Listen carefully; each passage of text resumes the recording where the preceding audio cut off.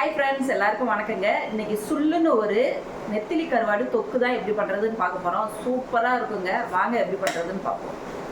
எல்லாருக்குமே தெரியும். நம்ம மகிழினி ஹெர்பல் ஹேர் ஆயில் வந்து இயற்கை மூலிகைகளை நம்ம மாடி தோட்டத்திலே வளர்த்து அதுலேருந்து தான் நம்ம வந்து மகிழினி ஹெர்பல் ஹேர் ஆயில் தயாரிக்கோங்கிறது எல்லாருக்குமே தெரியும். நிறைய வீடியோ வந்து உங்களுக்கு போட்டிருக்கேங்க.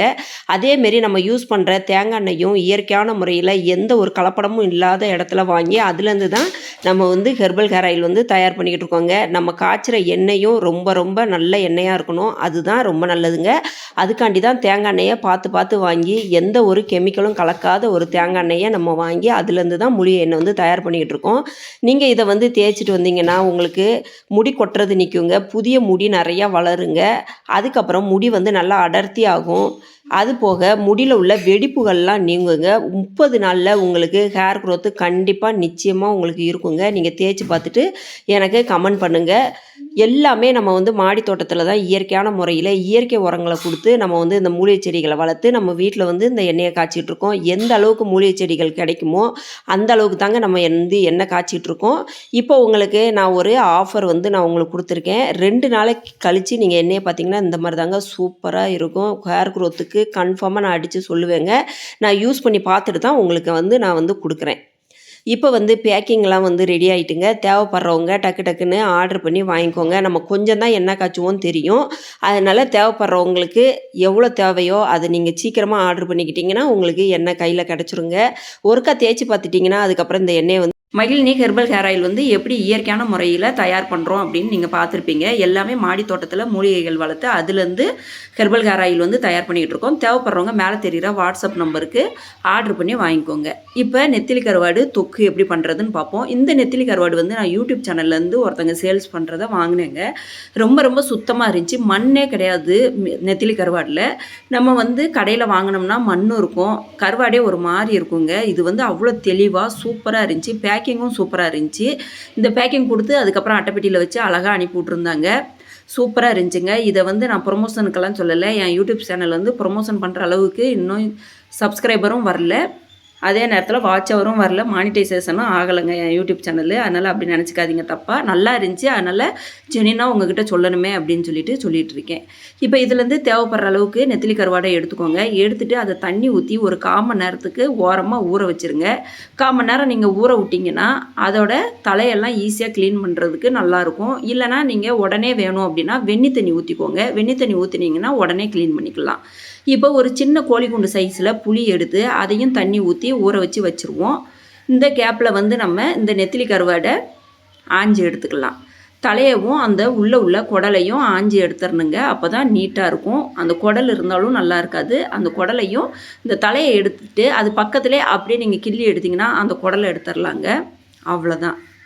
நீங்கள் ஊற வச்சிட்டிங்கன்னா இது வந்து டக்கு டக்குன்னு வந்துடுங்க. உங்களுக்கு வேலைக்கு போகிறவங்களா இருந்தீங்கன்னா டக்குன்னு உங்களுக்கு செய்கிற மாதிரி உங்களுக்கு இருந்துச்சுன்னா நீங்கள் வெந்நி தண்ணி ஊற்றுனீங்கன்னா ஒரு 5 நிமிஷத்துலேயே நீங்கள் வந்து கருவாடை வந்து ஆஞ்சி எடுத்துடலாம். எல்லாத்தையும் பார்த்திங்கன்னா இந்த மாதிரி தான் தலையை எடுத்துகிட்டு பக்கத்தில் நீங்கள் கிள்ளி எடுத்திங்கன்னா அந்த வயிறு பகுதி அப்படியே குடல் எல்லாமே வந்து நீட்டாகிருங்க. அதை விட இந்த கருவாடு வந்து ரொம்ப ரொம்ப க்ளீனாக இருந்துச்சுங்க. நான் வந்து நிறைய இடத்துல கருவாடு வாங்கியிருக்கேன்.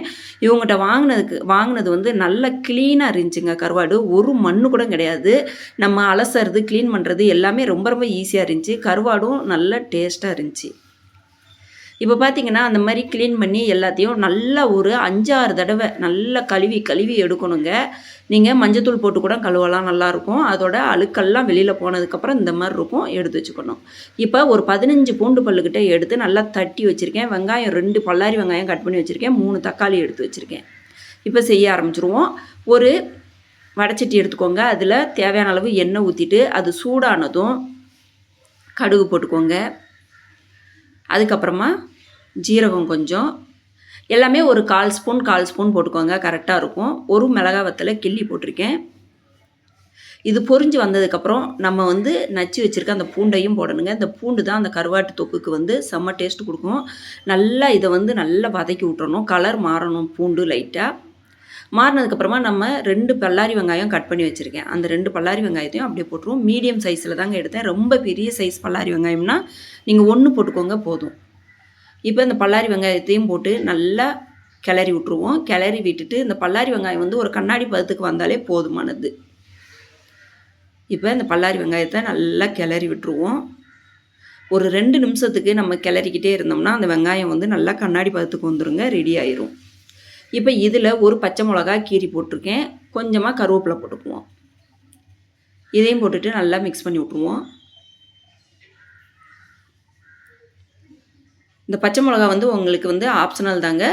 இந்த பச்சை மிளகா வந்து நான் எதுக்கு போடுறேன்னா, அந்த கூழ் மாதிரியெல்லாம் நம்ம செய்வோம்ல, அந்த கூழ் மாதிரியெல்லாம் குடிக்கிறதுக்கு இந்த கருவாட்டு தொக்கில் இந்த பச்சை மிளகா இருந்தால் அப்படியே கடித்து சாப்பிடையில சூப்பராக இருக்குங்க. கூழுக்கு, கம்மங்கூழ், கேழ்வரகு கூழுக்கெல்லாம் சூப்பராக இருக்கும். இப்போ இந்த வெங்காயம் வந்து நல்லா கண்ணாடி பதத்துக்கு வந்துட்டு, இதில் வந்து நம்ம கட் பண்ணி வச்சுருக்க 3 தக்காளியை அப்படியே சேர்த்துருவோம். சேர்த்துட்டு இதோட இந்த தக்காளி வேகிறதுக்கு கொஞ்சம் உப்பு போடுவோம். உப்பு போட்டோம்னா எப்பயுமே தக்காளி வந்து சீக்கிரமாக மசிஞ்சு நல்லா வெந்து வந்துடும். இப்போ இதை நல்லா கிளறி விட்டுக்குவோம். தக்காளி வந்து வதங்கிறதுக்கு 2லேருந்து ஒரு 3 நிமிஷம் ஆகுங்க. மீடியம் ஃப்ளேமில் வச்சு வதக்குங்க. ஏன்னா சில்வர் பாத்திரங்கையில் கீழே வந்து சீக்கிரம் அடி பிடிக்கும். அதனால தான் மீடியம் ஃப்ளேமில் வச்சு வதக்குவோங்க. இப்போ நல்லா கிளறி விட்டுட்டோம் பாருங்கள். ஒரு 2லேருந்து 3 நிமிஷம் ஆனதுக்கப்புறம் தக்காளி வந்து நல்லா இந்த மாதிரி மசிஞ்சு வந்துடுங்க. இந்த மாதிரி மசிஞ்சு வந்தால் தான் அந்த தொக்குக்கு வந்து சூப்பராக இருக்கும். இப்போ நமக்கு மசிஞ்சு வந்துட்டு இதில் மஞ்சள் தூள் 1/4 ஸ்பூனுக்கும் கம்மியாகவே கொஞ்சமாக போட்டுக்கோங்க. மஞ்சள் தூள் 1/2 ஸ்பூன் மிளகாய்த்தூள், உங்களுக்கு காரத்துக்கு ஏற்ற மாதிரி. நீங்கள் காரம் ரொம்ப சேர்க்க மாட்டிங்கன்னா 1/4 ஸ்பூன் மிளகாய்த்தூள் போட்டுக்கோங்க. இதோட குழம்பு மிளகாத்தூள் ஒரு 1/2 ஸ்பூன் போட்டிருக்கேன். இந்த குழம்பு மிளகாத்தூள்லேயே நமக்கு ஜீரகம், மிளகு, கொத்தமல்லி எல்லாமே மிக்ஸ் ஆகி வந்துடும்ல, அதனால தான் நான் வந்து குழம்பு மிளகாத்தூள் போட்டிருக்கேன். அதுவும் இல்லாமல் இந்த கருவாட்டு தொக்குக்கு வந்து சூப்பராக இருக்குங்க இந்த குழம்பு மிளகாத்தூள் போட்டோம்னா. இப்போ நம்ம ஊற வச்சுருந்தோம்ல அந்த புளியை கரைச்சி இதில் ஊற்றிக்குவோம். இப்போ நமக்கு எல்லாமே ரெடி ஆகிட்டு பாருங்கள். இதை நல்லா மிக்ஸ் பண்ணி விட்டுருவோம். கரண்டியை வச்சு அப்படியே நல்லா மிக்ஸ் பண்ணி விட்டுருங்க. இந்த கருவாட்டு தொக்கு செய்கிறது ரொம்ப ரொம்ப ஈஸிங்க. இது வந்து நம்ம வந்து கூழுக்கு, பழைய சோத்துக்கெல்லாம் சூப்பராக இருக்கும். அதேமாரி சுட சுட சோறு வச்சு நீங்கள் இந்த கருவாட்டு தொக்கு வச்சு சாப்பிட்டு பாருங்கள், அவ்வளோ ஒரு டேஸ்ட்டாக இருக்கும். இப்போ நம்ம கழுவி வச்சுருக்க அந்த கருவாட்டையும் அப்படியே போட்டுருவோம். கழுவையுமே நல்லா வெள்ளை வெள்ளையர்னு கருவாடு சூப்பராக இருந்துச்சுங்க. நல்லா தெளிவாக இருந்துச்சு கருவாடு, மண்ணுக்குன்னு எதுவுமே இல்லாமல் சூப்பராக இருந்துச்சு.